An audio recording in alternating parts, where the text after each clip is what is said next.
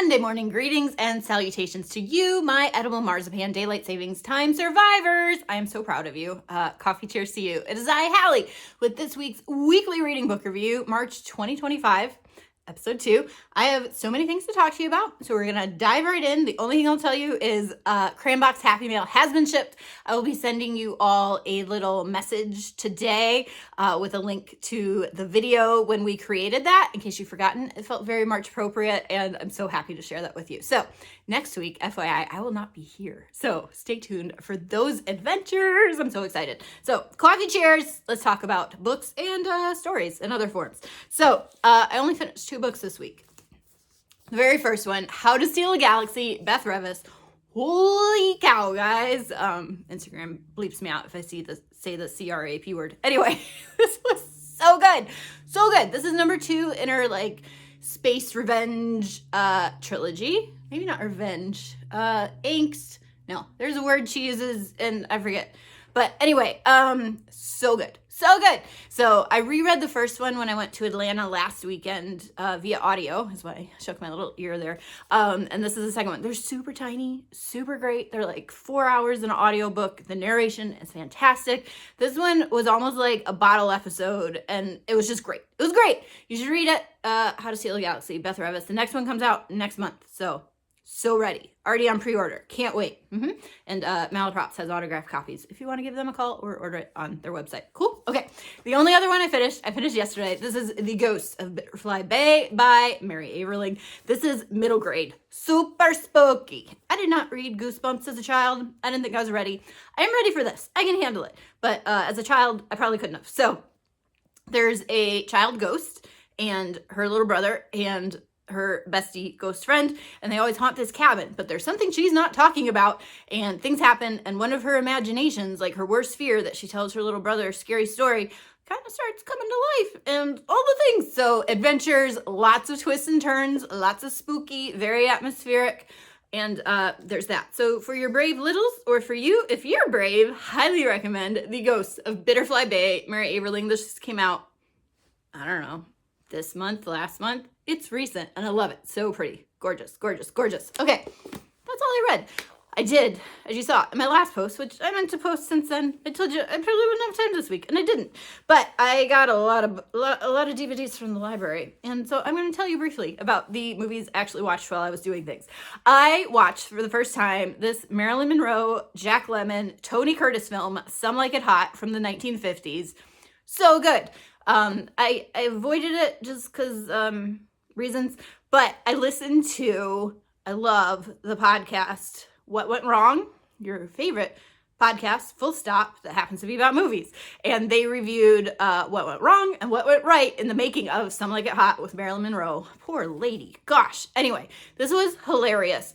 Jack Lemmon and Tony Curtis witness a mob hit, and then they, because they're out of work musicians, have to dress as women to join a girls band, and they travel with the band, and of course they have crushes on Marilyn Monroe and the other ladies, and it's hilarious. So there's mistaken identities. There's a brilliant Cary Grant impression that Tony does when he tries to fool her that he's a rich aristocrat admiral with a yacht, and it's a whole thing, and it was brilliant, and I loved it.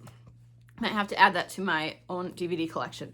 I did get the animated Tales from Shakespeare. I just watched the 12th Night one, stop motion animation. Boy, did they make that succinct. I did watch for the first time My Cousin Vinny. I did when it started. I get really anxious when I watch movies I haven't seen before, and I'm very sensitive to violence. Very sensitive to violence. So I did Google it, and the only reason it's rated R is cussing. So there's cussing, but it's hilarious. The New Yorkers come to a small Alabama town. 2 guys have been falsely accused of murder, and their New Yorker uncle, who's never tried a case in court. You probably know this. Why am I telling you the plot? You can just watch it. This is My Cousin Vinny. And it was very funny. There's lots of cussing. My favorite part was actually a scene with a gun, but an owl keeping him awake in the porch. And it was just a thing. And it was funny. No owls were harmed. I'm also halfway through My Cousin Vinny. Not My Cousin Vinny. I just talked about that. This is My Dinner with Andre. Still starts with the my word, and I got confused. Anyway, the only reason I knew about this one was because of the NBC Community. Amazing sitcom. episode where Jeff and Abed do a My Dinner with Andre parody when they're trying to get Abed to a Pulp Fiction themed party they had planned for him. So anyway, that's all I know. It's really just Wallace Shawn and this other guy talking, but it's all inspired by the other guy. I'm not gonna be able to find it. It's the sound of friend and theater director Andre Gregory. It's like his real life stories, but it just sounds like stream of consciousness ramblings, and it's bizarre that movies like this got made and then they became a classic. Sure, fine by me. So working through that. Audio, re-listening to Olivetti, have like 30 minutes left in this. Allie's new book comes out in like 2 weeks, so pre-order that from your favorite indie retailer. Mine is coming from Little Shop of Stories, where she'll be signing personalized copies and doing her book launch event. So exciting.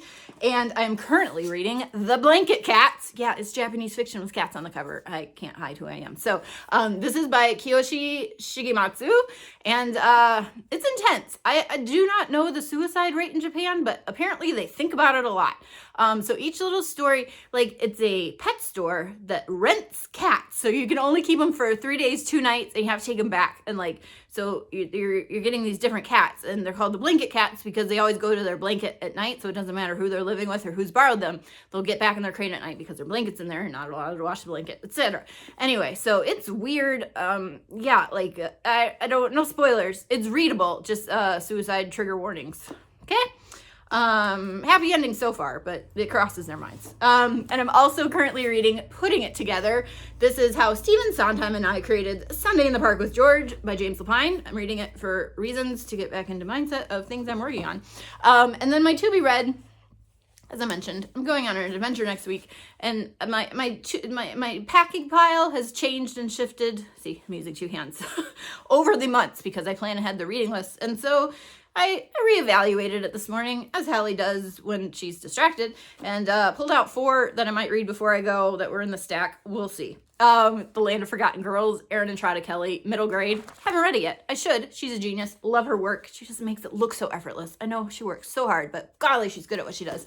I picked up The Burnham Wood. I keep avoiding it, and then I keep picking it up, and then avoid it, and then pick it up. But this is a Mackers, the Scottish play, retelling that's a eco-thriller set in New Zealand. It took me a while to see the eyeball in Burnham Wood of the green surrounded by the, I guess, drought of the other trees of Burnham Wood. I don't know. So that's interesting. And thankfully the text isn't too tiny, so that should be not as painful to read. I don't know why I think it's painful. I don't know. We'll see.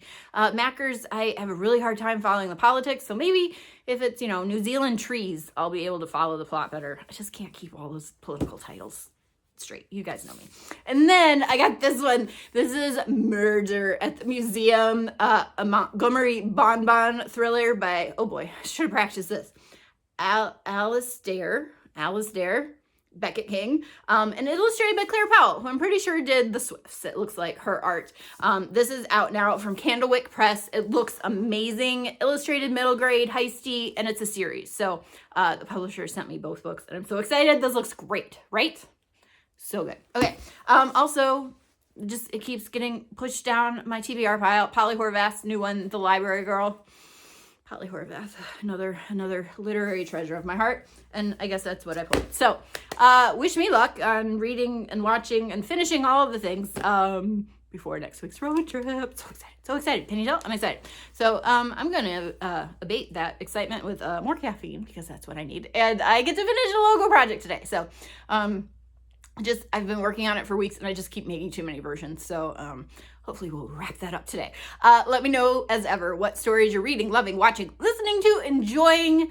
My phone is full of downloaded audiobooks for said road trip. I could probably drive across country and back by the number of books I have ready to listen to, and a lot of music in the car. So anyway, again, I'm not leaving till, later in the week, but it's going to be great. So we'll talk later. Okay? Okay. I love you. Bye.